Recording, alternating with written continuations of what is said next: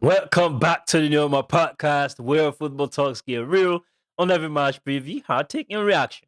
He also have bound out passion, but mixing it with analysis from the local pitches to the global stages. And if you also crave controversy, well, this is the kitchen where we cook and serve it best.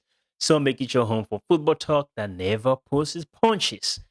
Someone asked me why Pep Guardiola was not called as a witness in the Negreira case.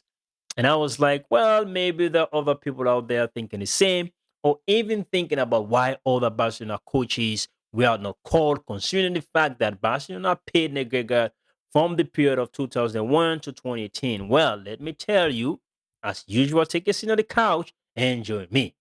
That is because the prosecution window is from 2016 to 2018. So, which means Pep Guardiola and every other coach from that 2001 to 2018 who do not really fall between that window of 2016 to 2018 were not really important to this case. So, coaches like Frank Rijkaard, Tata Martino, Carlos Richard, Louis Van Gaal, Radomir Antic, and Tito Villanova. God bless his soul. May he continue to rest in perfect peace. So, which means the only reason why Luis Enrique is involved here is because of that overlap of 2016 to 2017. And for Ernesto Valverde, it is for 2017 to 2018. That is the overlap, right? And the reason why it is up to 2018 is because that was when Barcelona stopped payment to Negreira. I think the real question is why the prosecution window is from 2016 to 2018. So if you're thinking about that question, here is your answer. That is because prior to 2015, the criminal code did not allow prosecution of sports corruption in Spain. So you cannot categorize it as a criminal offense, right? But once it was reviewed, and that was in about 2015, 2016 ish, not really too sure about it, but that was why the window was established as 2016 to 2018. But let me project what potentially can be the outcome of this entire Negreira case. All right. And hang tight because this is really going to be important. Now, in terms of sporting consequences, nothing is going to happen to Barcelona pretty much in La Liga, pretty much in Spain. That is because the statute of limitation is only 3 years. They stopped payment in 2018, so that expired in 2021 and we're in 2025. So again, this is why I've always said La Liga is a joke because go back all the way 20 years to see here for match fixing. Juventus, Wall Street from 2 titles. They were relegated. AC Milan, Fiorentina, they deducted points from them. And Fiorentina, of course, they were restricted from UEFA qualifications. All right.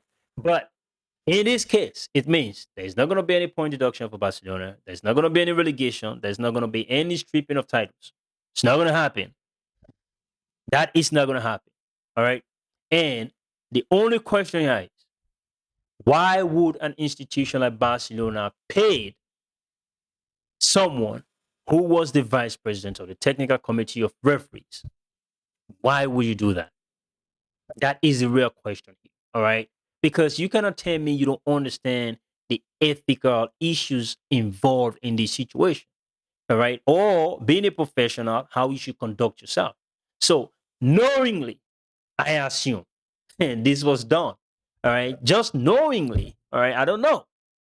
Is my assumption. But anyways, another part of what this could turn out to be will be criminal, obviously, if there are enough evidence out there, which means maybe Barcelona could be fined and that is because I don't know if the coaches, I'm talking about Ernesto Valverde and Luis Enrique, were told to say, well, we did not see it, we did not use it, and we don't know anything about it to protect whatever that was won in that period. I don't know if that was the reason, but if such a report was to be used by the coach and the players, and the coach, all right, or the coaches never really saw those reports, then why were you actually paying the money for? All right. So, I mean, just from that point, I think it is, but I don't know. I don't know how it's really going to turn out. But, anyways, let me go to potentially, if there are enough evidence, that perhaps they could find Barcelona. and all the other individuals involved. I don't think anyone, I don't know if there's going to be any jail time for anyone. All right. But obviously, Negreira and his son, there could be consequences, maybe some executives as well.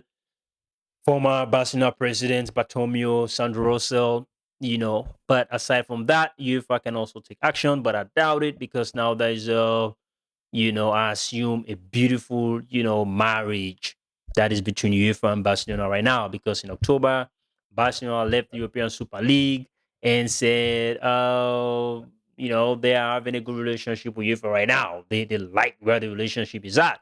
And prior to that, I think 2 years before that, UEFA just gave them a slap on the wrist for violating financial fair play or financial sustainability regulation. So it was a soft fine, which they paid 50 million euro, and the 45 million euros was kind of conditional, right? If they're good and whatever, they wouldn't have to pay the 45 million euros. So I don't think, right, even with some good evidence out there, UEFA will really want to go hard on Barcelona, especially when the relationship between UEFA and Real Madrid, is basically broken. Because as we speak, there are preliminary stages of Real Madrid and A22 Sport Management trying to sue UEFA because of their role in preventing European Super League from coming into existence. So, having said that, who knows? UEFA might be like, oh no, we don't like Real Madrid. Okay, I'm assuming they are very bitter against Real Madrid because there's a lawsuit pending at the same time. And that is a huge amount of money between A Sport 22 management and Real Madrid. It is about 4.5 billion euros. So I don't think UEFA will like that. So anything that has to do with Real Madrid's interest, I assume UEFA will want to kick against that. But that is just my opinion. Let me know what you think in the comment section. Let's chat it up. But until then, y'all stay blessed and peace out.